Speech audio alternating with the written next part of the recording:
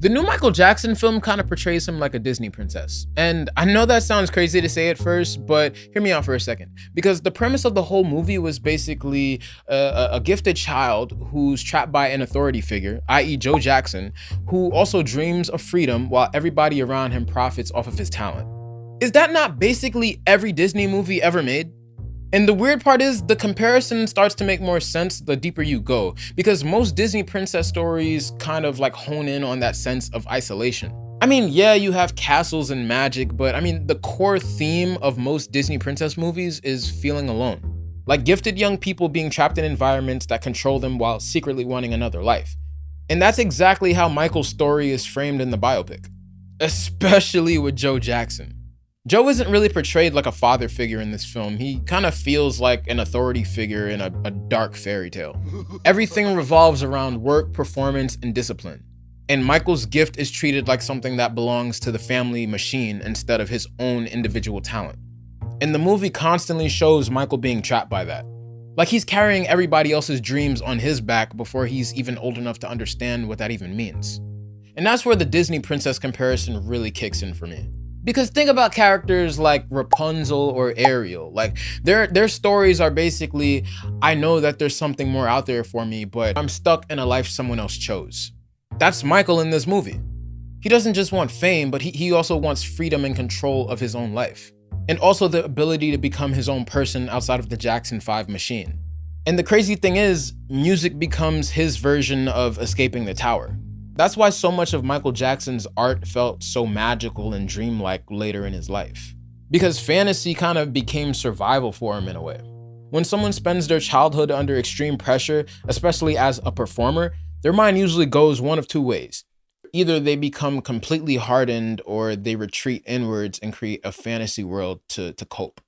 And Michael built Neverland. And when you think about Neverland through this lens, you start to see the deep symbolism in it. It's basically the fairy tale kingdom he never got to experience as a kid. A place with no pressure, no rehearsals, and no Joe Jackson screaming at you to get back to work. Just imagination, like freedom, music, and animals, like everything a child could dream of pretty much.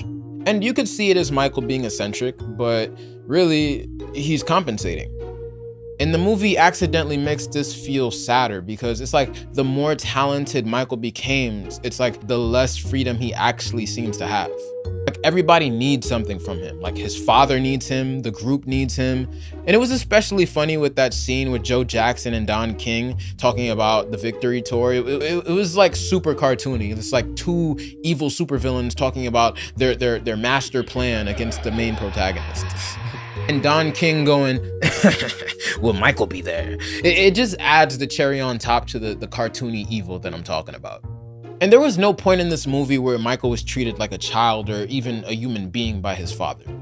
His dad saw him as a resource. Like even after the Billie Jean performance, instead of congratulating his son, he just taunts him and says that he's a money-making machine. Which is another thing that Disney princess stories constantly explore. Like the feeling of being valued more for what you provide more than like who you actually are. We saw it in the Rapunzel movie. Like Mother Gothel uses Rapunzel's supernatural hair to keep her from aging, and she locks Rapunzel away in a tower because without Rapunzel, she'd cease to exist. And the film leans into that hard. Because without Michael, Joe Jackson and the rest of the family would have ceased to have the life and career that they had. And there are moments where Michael feels emotionally separate from everybody else in the film. Like that scene where he wanted to play Twister with his brothers, but they're all acting too cool to play with him. Man, that scene broke my heart, man. And honestly, that was the scene that made the whole movie feel like a fairy tale protagonist knowing that they're meant for another world. And the darkest part about this comparison is that most Disney princess stories end when the freedom begins. But real life doesn't. Michael gets the figurative castle after he leaves the group. Well, not even figurative. I mean, Neverland is a castle. But I'm skipping ahead because they don't show that yet in the film. I guess we'll have to wait for Michael Part 2 to drop. But let's take a look at Michael's real life for a second. After the Victory Tour, he gets the freedom he wants. He becomes the king of pop. But the emotional damage from his childhood never fully disappeared. Like that trapped feeling never really fully leaves him. which is why so much of his later life still feels centered around reclaiming something he never got to have in the first place, which was a real childhood. And suddenly, Neverland, fantasy, and fairy tale magic, it all starts connecting together into one giant psychological pattern. And it wasn't because Michael Jackson literally wanted to be a Disney princess. He was literally forced to kind of follow the same blueprint as one. A gifted child trapped by control, dreaming of another life, escaping through fantasy, and spending the rest of his life trying to protect the innocence that was taken from him too early.